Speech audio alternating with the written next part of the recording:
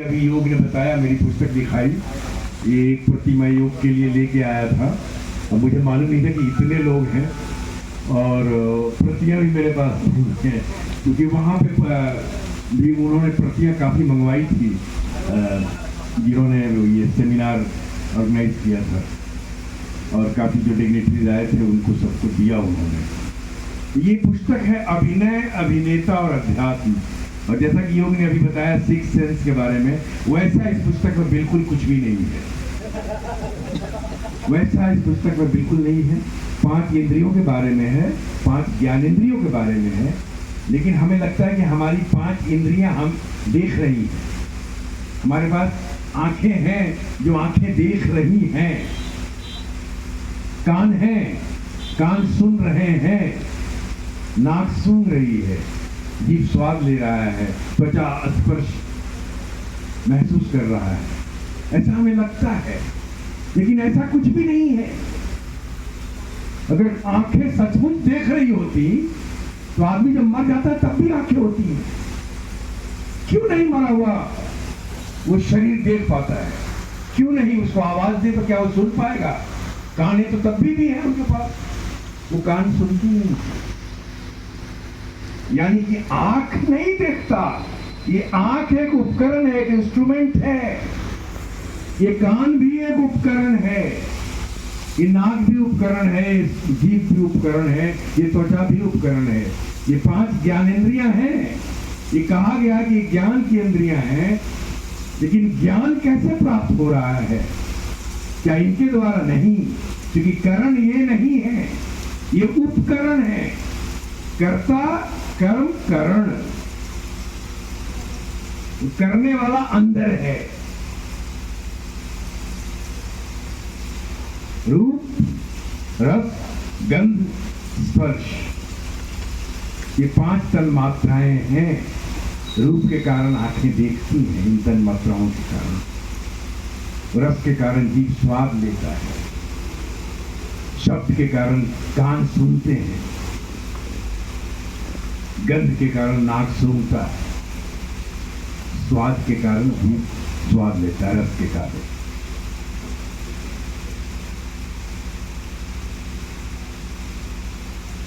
ये जो 5 ज्ञानेंद्रियां, 5 कर्मेंद्रियां और 5 तन्मात्राएं जो इनसे काम करवाते हैं, कि करने वाला अंदर है, करने वाला बाहर नहीं है।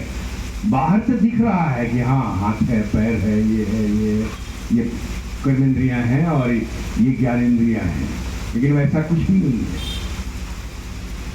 तो हमें तैयारी उनकी करनी है, उन तन्मात्राओं की तैयारी। हमें आंख, कान, नाक, होंठ, मुंह का नहीं करना है, जीभ का नहीं करना है। तैयारी उपकरण का नहीं करना है, तैयारी करण का करना है, जो करने वाला है। इस तरह की बातें इस पुस्तक में है, जो अभिनय, अभिनेता और अध्यात्म, जो हमने ये पुस्तक जो तैयार की है, ये मेरा अपना शोध है, अपना प्रयोग है, अपना अध्ययन है। और जो जो मैंने अभिनय में प्रयोग किया है वो सारी बातें उसमें है। कभी भी हमारे किसी भी रंगकर्मी ने अध्यात्म की बात की नहीं, कि अभिनेता के लिए, रंगकर्मी के लिए अध्यात्म की बड़ी आवश्यकता है।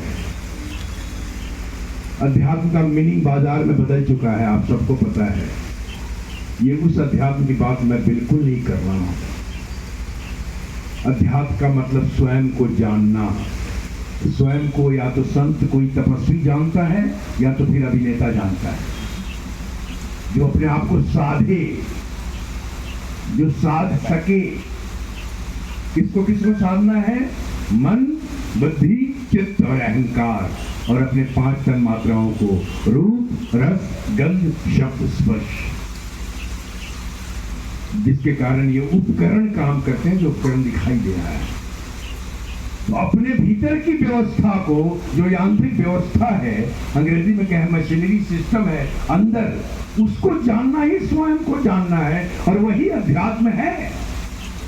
उस अध्यात्म की बात कर रहा हूं मैं। पूरे विश्व में जितनी संस्थाएं हैं अभिनय की, वो अमेरिका हो, इंग्लैंड हो, जर्मनी हो, फ्रांस हो या भारत हो या और भी सारे देश हो, हर जगह अभिनय में स्टेनिस्लविस्की की मेथड एक्टिंग पढ़ाई जाती है, मैजिक या कहा था ऑब्जर्वेशन के डंडा शुरू में। जैसे रंगमंच पे बच्चे आते हैं ना, डायरेक्टर थोड़ा अपना नॉलेज दिखाने के लिए ऑब्जर्वेशन का हंटर मारने लगता है उनके सर पे। ऑब्जर्व किया करो, थोड़ा देखा करो आसपास क्या हो रहा है, लोगों को देखो, ये बातें होती हैं, बड़ी अच्छी बातें हैं। लेकिन स्टेनिस्लविस्की ने सिर्फ इतना ही नहीं लिखा है। स्टेनिस्लविस्की को जब स्टालिन ने जेल में डाल दिया तो उनकी आखिरी किताब उन्होंने लिखी और उसका नाम लेगेसीज एंड प्रिंसिपल्स ऑफ स्टेनिस्लविस्की। और उसमें वो लिखते हैं कि जब मैं तैयार हुआ, ट्रेंड होकर जब निकला और रंगमंच करने लगा, अभिनय करने लगा, अलग अलग रोल्स करने लगा, करता गया, जब मैं अपने 50 में पहुंचा तो मुझे लगा कि जो मैं कर रहा हूँ मैं तो कर ही नहीं रहा हूँ और मैं कुछ अलग ढंग से कर रहा हूँ। लेकिन अब मैं जो कर रहा हूँ, ये जो परिपक्वता है, जो सारी चीजें हैं, ये मैं नहीं कर रहा हूँ, ये कोई शक्तियां हैं जो करवा रही हैं। और मैंने इसके बारे में कभी नहीं सोचा, लेकिन अब सोचता हूं तो पता चलता है कि ये शक्तियां क्या है। ये शक्तियां स्पिरिचुअलिटी है। तो हर एक्टर स्पिरिचुअल है। ये स्टेनिस्लविस्की ने कहा है कि वहां गणपति नृत्य करने वाले हैं, वहां भगवती का लास्य होने वाला है, शिव का तांडव होने वाला है? अभी अभी पंचम वेद का पाठ होगा वहां, तो हम लोग पहले झाड़ू लगाते थे, उसके कुर्सियां लगाते थे सीनियर्स के लिए, जो भी आए, जो भी आए। फिर रिहर्सल की जो भी सेट्स की मार्किंग होती थी वहां पे चेयर लगाते थे कि रिहर्सल का ये मोटा मोटी ये डिजाइन है। फिर रिहर्सल शुरू होता था, आते थे सारे एक्टर, सबका चाय सर्व करना, नाश्ता सर्व करना, ये करना, ये बैक स्टेज का काम है। मैं ऑन स्टेज प्रोडक्ट नहीं हूं, मैं बैक स्टेज प्रोडक्ट हूं, ये बता दूं आप लोगों को। और बैक स्टेज को लेके एक बार मेरा ए.के. हंगल साहब से रोल को लेके बहुत डिस्कशन हो गया था। ए.के. हंगल साहब को जानते हैं आप लोग, बहुत ही सीनियर एक्टर रहे हैं, अब नहीं है, पड़ोस सिधार गए। तो एक बार एक प्ले हो रहा था, प्ले का नाम था राज दर्शन, इप्सा की बात बता रहा हूँ, इप्सा मुंबई की। प्ले के डायरेक्टर थे वामन केंद्रे, उनका नाम सुना आप लोगों ने? वामन केंद्रे कुछ दिन पहले नेशनल ड्रामा के डायरेक्टर भी रह चुके हैं और बहुत ही प्रतिष्ठित मराठी थिएटर के निर्देशक हैं, बहुत बढ़िया थिएटर करते हैं।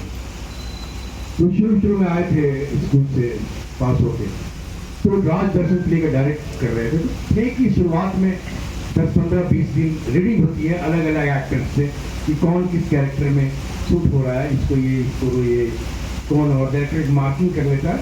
और एक दिन आता है फाइनल डे के, आज कास्टिंग अनाउंस होगा, कास्टिंग अनाउंस मुझसे भी रीडिंग करवाया गया, मेरा नाम ही नहीं आया।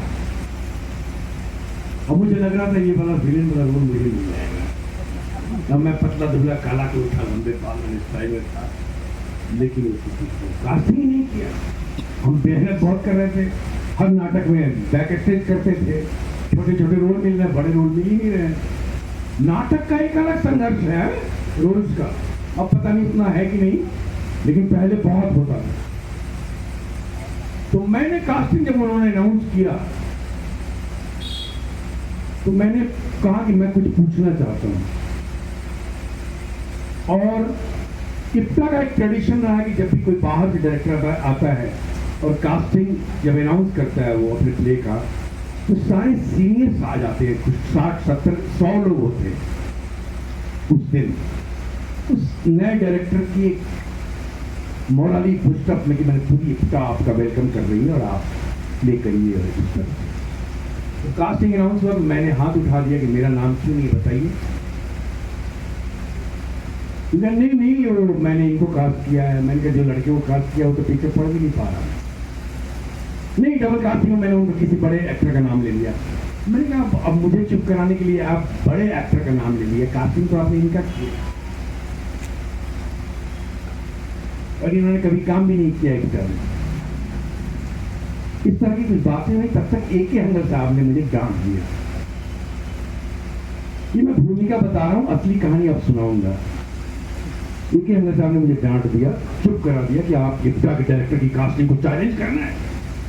क्योंकि मैंने ये कह दिया था कास्टिंग करने में अगर इतनी दिक्कत आ रही है तो सारे रोल्स को रख दो सामने और बोल दो जिसको जो मन करे आके परफॉर्म करे, बेस्ट जो करेगा वो रोल ले जाएगा। मैंने इस तरह का, तो हंगल साहब ने मुझे डांट दिया तो मैं उठ के चला गया। हम भी जवानी सीजन भरे हुए हैं, तो 22-23 साल का लड़का कैसा होता है, 14 हम भी निकल गए जो खरोश में। हम गए ही नहीं, साइड से चल रही, हम गए ही नहीं। और हंगल साहब रोज आए, पूछे कि वो कहाँ है, और रोज आके देखें। और हम लोग ओपन एयर थिएटर बांद्रा बाल गंधर्व नेशनल कॉलेज के सामने, जो आजकल बहुत बड़ा रंग मंदिर बन गया है, पहले ओपन होता था, गैलरी होता था ओपन एयर थिएटर, और वहाँ हम लोग रहते करते थे मंच पे। तो आते थे स्टेज के जरिए और ऐसे देखते थे। मैं लेता नहीं था, तो मुझे एक लड़का मिला कि हंगल साहब रोज आते हैं और आपको ढूंढते हैं, पूछते हैं कि कहाँ है, और चले जाते हैं इंतजार करते। हंगल साहब, मैं दौड़ा हुआ गया, हंगल साहब इतने सीनियर। वो अलग बात है कि डांट दिया, वो तो खैर बड़ों का आशीर्वाद है, डांटना मतलब बड़ों का आशीर्वाद।